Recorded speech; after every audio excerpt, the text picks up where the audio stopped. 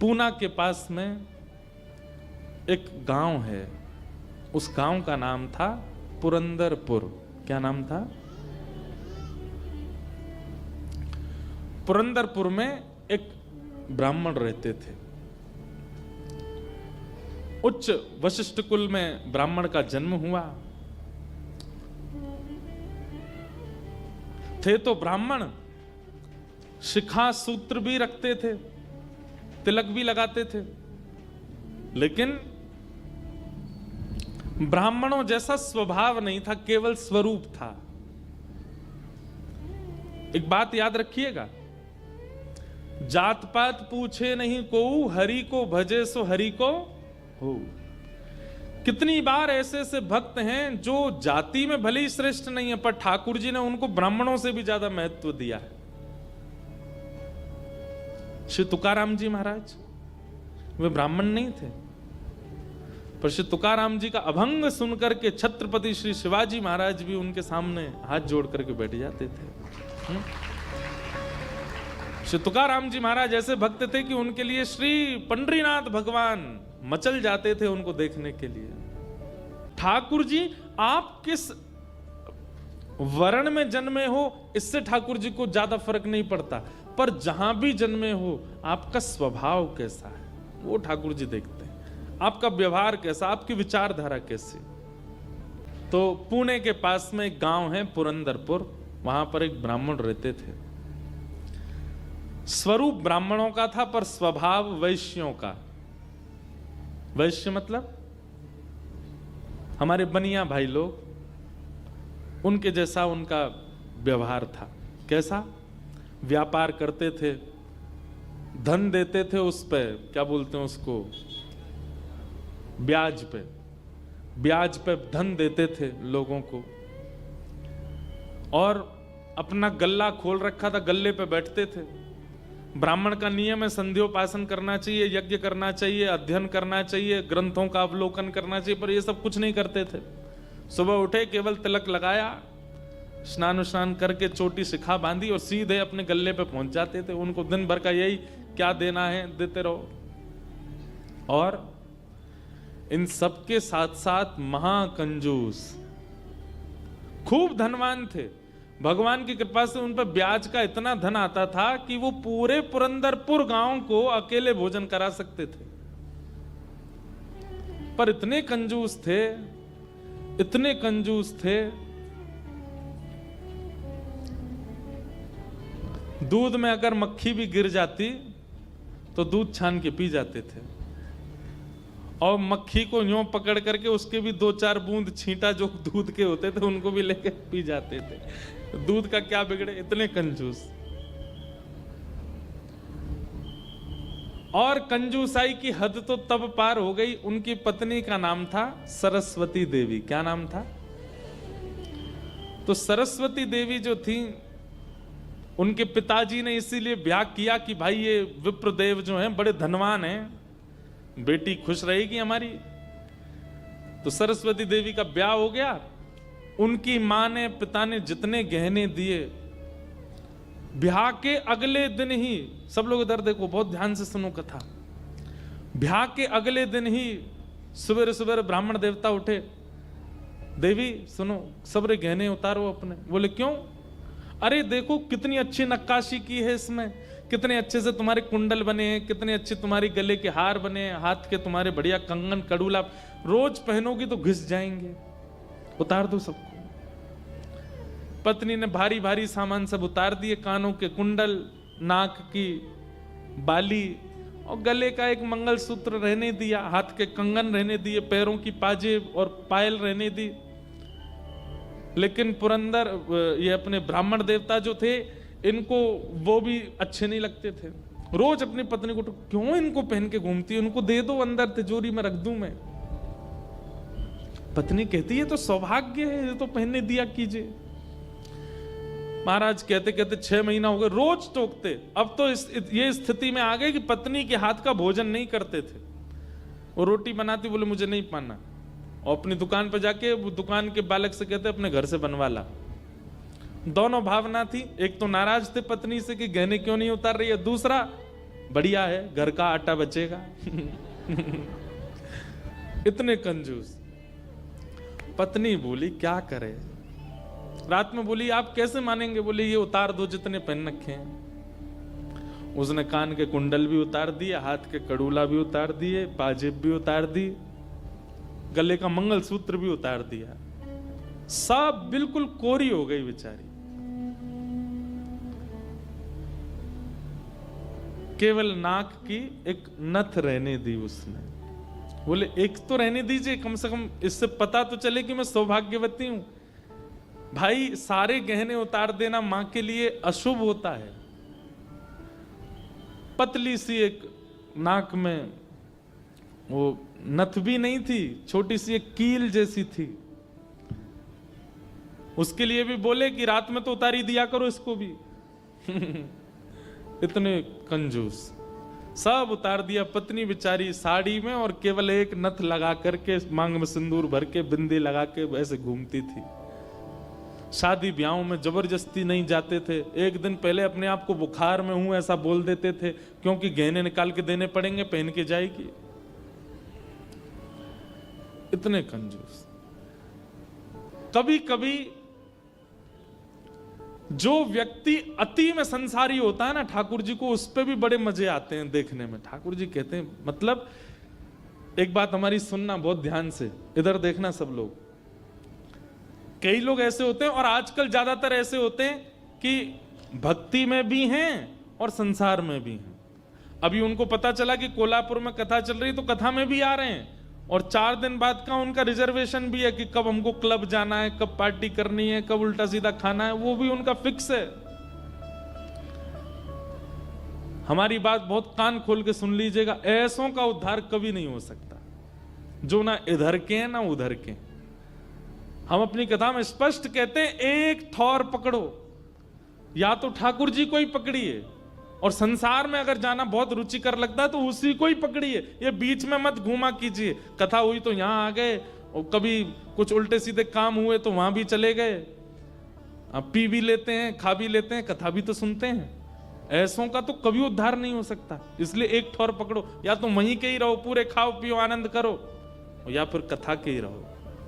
वैष्णव हो जाने का कम से कम इतना तो आप पालन कर सकते हैं कि जहां भगवत चर्चा नहीं है, जहां भगवदीय लोग नहीं है, जहां पर ऐसी व्यवस्था नहीं है, वहां से थोड़ा परहेज करो, वहां नहीं जाना है। आपको क्या पता कौन सी व्यवस्था, कौन सा भाव आपके चित्त को परिवर्तित कर दे। तो इसलिए हमारी प्रार्थना है, ये बीच के मत रहिए, इधर उधर घूमते रहते हैं। एक तरफ जाइए, एक तरफ पकड़िए। संसार अच्छा लगता है तो पूरे पूरे जाओ वहीं पे।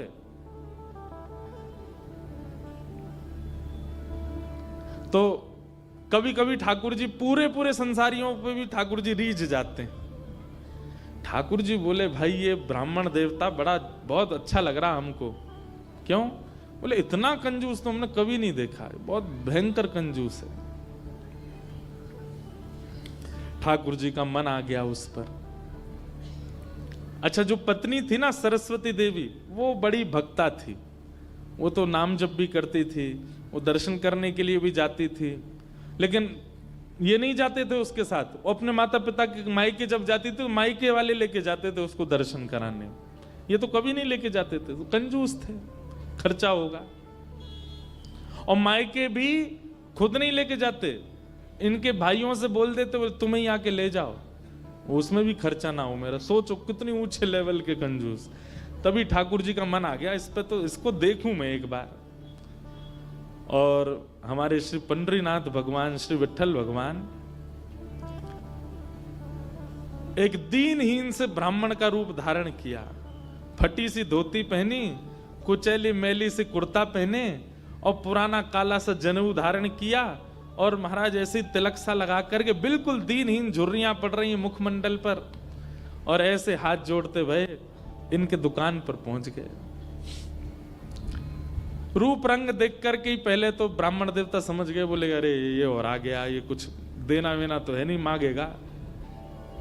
कहो तन पे नहीं लगता, चल दिए कलकत्ता, क्या करने आए हो?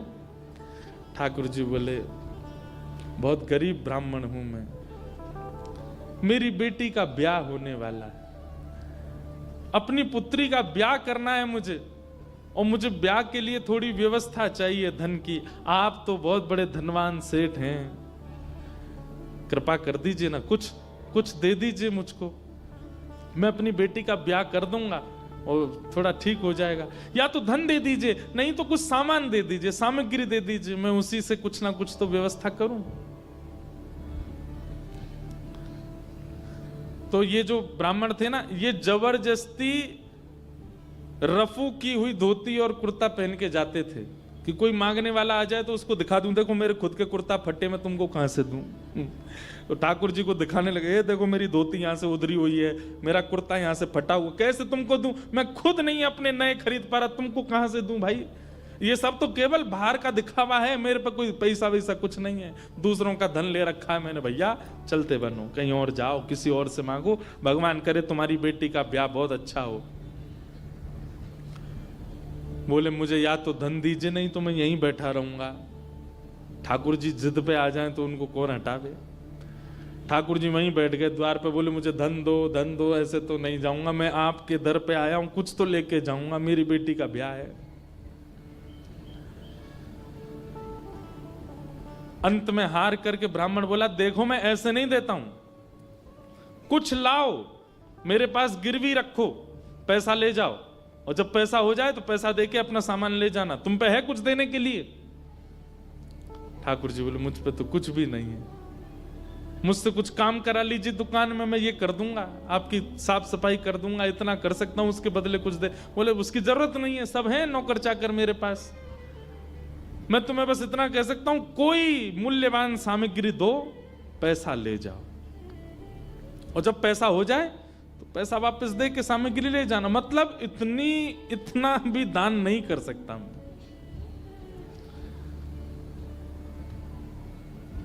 ठाकुर जी बोले ठीक है, मैं जाता हूं, कुछ ढूंढ के लाता हूं। ठाकुर जी भी इतने खेलते हैं, ठाकुर जी जैसा खिलाड़ी नहीं है दुनिया में, इतना बड़ा खिलाड़ी कोई नहीं हो सकता। ठाकुर जी गए उस ब्राह्मण देवता के घर, और घर जाकर के द्वार पे खड़े होकर रोने लगे। इतना रोए, भीतर से सरस्वती देवी निकल के आई। अरे अरे अरे अरे ब्राह्मण देवता, आप इतना रो क्यों रहे हैं, क्या बात है। छोटी सी मेरी लाली बड़ी हो गई है, उसका ब्याह के लिए मैं बहुत दिन से वर ढूंढ रहा था, बड़ी मुश्किल से एक लड़का मिला है, अपनी बेटी का ब्याह करना है। बहुत जगह ठोकरें खा के मांगा मैंने, मुझे किसी ने सहायता नहीं दी, अंत में तुम्हारे द्वार आया हूं, यहां भी नहीं मिला, बेटी को क्या मुंह दिखाऊंगा, यहीं प्राण त्याग दूंगा, जहर मेरी जेब में ही रखा है। सरस्वती देवी तो बेचारी बड़ी भावुक, भक्त का इस स्वभाव है कि वो दूसरे की पीड़ा देख ही नहीं पाएगा, तब समझो वो भक्त है।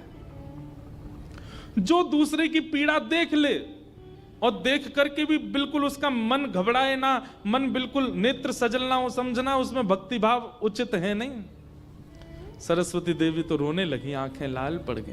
बोले भगवान, मेरा मन अगर मुझ में सामर्थ्य होती मैं पूरा घर आपको दे देती, पर मैं क्या करूं।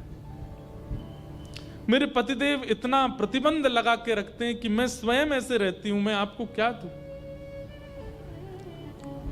ठाकुर जी तो इतने ही पछाड़ खा के गिर पड़े, अरे हाय राम, अब तो मैं जहर खाना ही पड़ेगा, निकालू कहां है। सरस्वती देवी, रुकी रुकी रुकी, ऐसा मत कीजिए भगवान, चरण पकड़ूं आपके, मेरे पास एक ही वस्तु है। और तुरंत अपनी नाक की जो कील थी वो निकाली, और निकाल करके बोले ये ले जाइए, इससे थोड़ा बहुत धन आपको मिल जाएगा, स्वर्ण की है, आप अपनी बेटी का ब्याह तो नहीं कर पाएंगे पर कुछ व्यवस्था तो हो जाएगी आपकी। ठाकुर जी ने तुरंत, जहर भी पता नहीं कहीं गिर गया था, बढ़िया तुमने दे दिया, अब मैं कुछ कर लूंगा व्यवस्था। ठाकुर जी वो कील उसकी नाक की ले ली और सीधे गए उस ब्राह्मण की दुकान पर। देखो कितने उद्यमी हैं ठाकुर जी, और उसके दुकान पर जाके सीधा ले और इसके बदले अब ला पैसा दे मुझको, तू कह रहा था ना कुछ सामान दो उसके बदले पैसा मिलेगा, ये ले सोने की कील नाक की धर ले अपने पास, ला पैसा दे। ब्राह्मण देवता ने जैसी कील देखी ये आपको कहां से मिली? बोले उससे तुझको क्या, तू तो पैसा दे। मुझे कहां से मिली इससे तेरे को मतलब नहीं होना है, तू पैसा दे मेरे को, मेरी बेटी का ब्याह है और अब मैं तेरे से भीख नहीं मांग रहा हूं, चीज रख के गिरवी तब ले रहा हूं, ला दे। बेचारा फंस गया। वो क्या करे, वो 3-4 बार सोचे, बोले मिली कहां से? बोले तू मत सोच, मुझे पैसा दे। कील उसने तिजोरी में अंदर रखी, ताला लगाया और उसका जो धन होता था वो धन ठाकुर जी को दिया। ठाकुर जी ने जेब में धरी, निकल गए वहां से। ब्राह्मण ने अपनी भुजा ऊपर करी, बोले इसको बताता हूं, ये बहुत दानवीर बनती है अपने मन में। मैंने इसको बोला था 1 कील पहने, वो तो बहुत अच्छी कृपा मुझ पर ठाकुर जी की, जो मैंने इसके सारे गहने उतरवा दिए, नहीं तो सब दान कर देती। 1 कील छोड़ी, वो भी दान कर दी किसी को।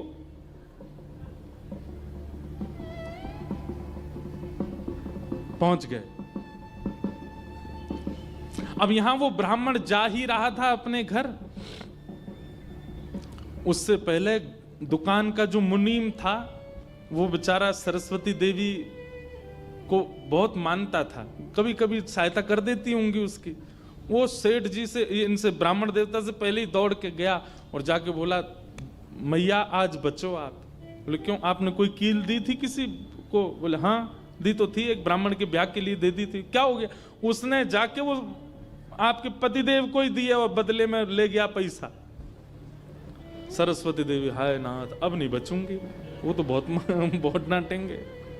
बोले वो आ रहे हैं, दुकान बंद कर दी उन्होंने, वो सीधे धोती चढ़ाए ऊपर चले आ रहे हैं सीधे, आप बचो। सरस्वती देवी बोली कहां जाऊं? हे पांडुरंगा, हे विठलनाथ, हे मेरे प्राणनाथ, मेरी रक्षा करो। ये कैसा नियम आपने, मेरे आज जीवन में पहली बार तो कुछ दान किया, वो भी एक ब्राह्मण बेचारा अपनी हत्या करने पर तुला था तो मैंने किया। ये कैसा आपने खेल किया ठाकुर जी, कैसे भी मेरे पति को रोको। लेकिन इतनी डरती थी अपने पति से, इतनी व्याकुल हो गई, तुरंत विष ले लिया। बोली कि मैं उनका क्रोध नहीं सह पाऊंगी, उनकी मार पिटाई डांट नहीं सह सकती, उससे अच्छा तो मैं प्राण त्याग दूं अपने। और श्री पांडुरंग भगवान विठल की सामने सुंदर चित्रपट था, उसी के सामने नेत्र सजल हैं, हाथ में विष का प्याला लेकर के, और बस देखती जा रही है। बोले नाथ, मैंने किसी और उद्देश्य से नहीं किया, केवल एक ब्राह्मण की पुत्री का ब्याह हो जाए इसलिए किया। मेरे पति मुझे छोड़ेंगे नहीं, इससे अच्छा मैं प्राण ही त्याग रही हूं। मुझे पता है शास्त्रों में प्राण आत्महत्या करना जघन्य अपराध है, पर मेरे पास और कोई उपचार नहीं है। और जैसे ही अपने मुख से लगा करके विषपान करने लगी, इतने में ही ऊपर से वो नाक की कील आकर के उसके पात्र में ही गिरी। और जैसी खन्न से आवाज हुई, नेत्र खोल करके देखा, भीतर अपने हाथ को डाल करके जैसे ही निकाला तो वही नाक की कील उसके हाथ में आ गई। और नाक की कील हाथ में आते ही, इतने में ही वो ब्राह्मण का प्रवेश हुआ। प्रवेश होते ही उसने भीतर से किवाड़ लगाई, ढूंढने लगा कहां है, कोई साधन मिले इसको बताता हूं।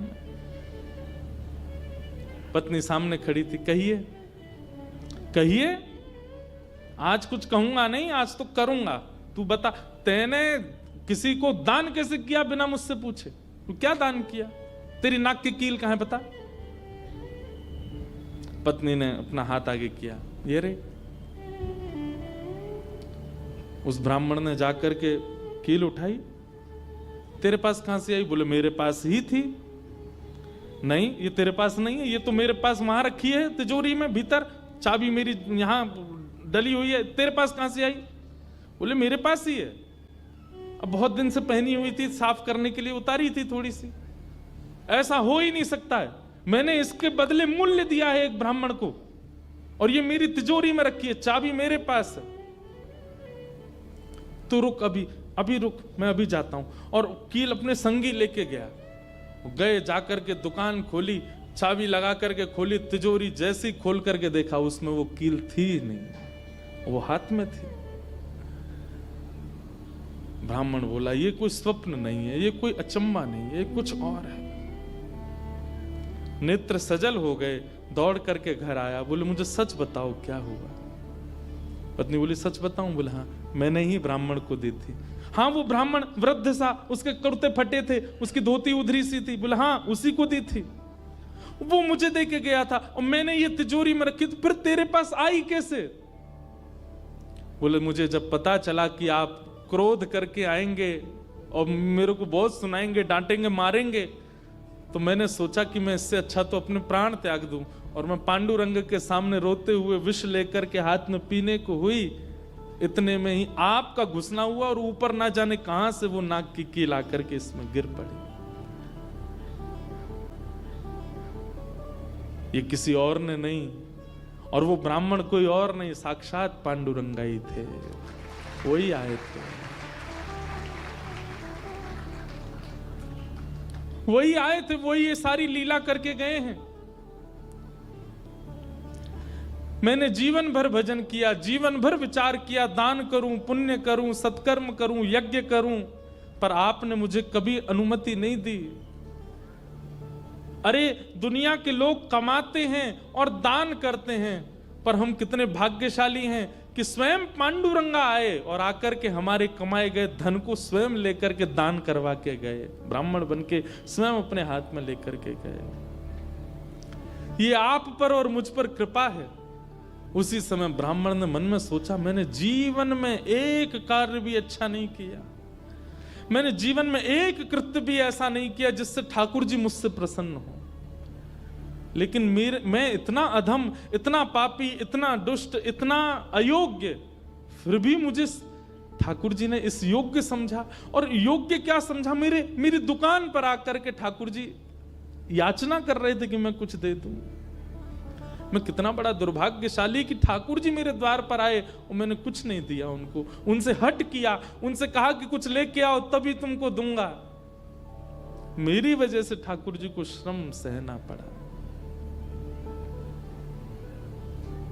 कितने कृपालु हैं बंधुओं ठाकुर जी, आपके अवगुण नहीं देखते। मैं एक बात कथा में कहा करता हूं कि मानव में और परमात्मा में अंतर क्या है? मानव वो जो सब अत्यंत गुणवान में भी अवगुण देखता है, और ठाकुर जी कौन? जो अत्यंत अवगुणी में भी एक गुण देख लेते हैं कि इसमें ये गुण है। हम आप कैसे हैं? हमारे सामने 100 प्रशंसा कर दी जाए एक व्यक्ति की, और वो व्यक्ति हमारे सामने आ जाए तो हम उससे 5 मिनट मिलने के बाद जब वापस जाएंगे तो वो कहेगा, बताओ कैसा था? अच्छा था ना लड़का, मैंने उसके बारे में तुमको बताया था, अच्छा ठीक था, लेकिन उसमें भी ये कमी थी। हम कमी बहुत जल्दी ढूंढ लेते हैं। और ठाकुर जी अत्यंत अयोग्य, अत्यंत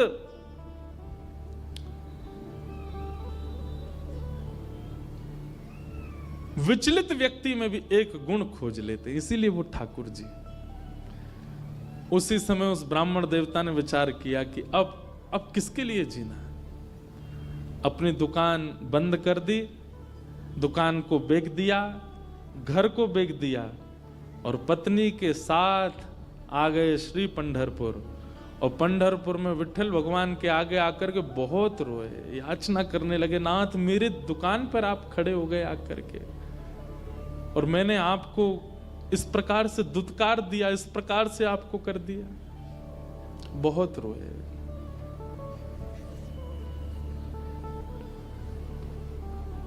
आहा,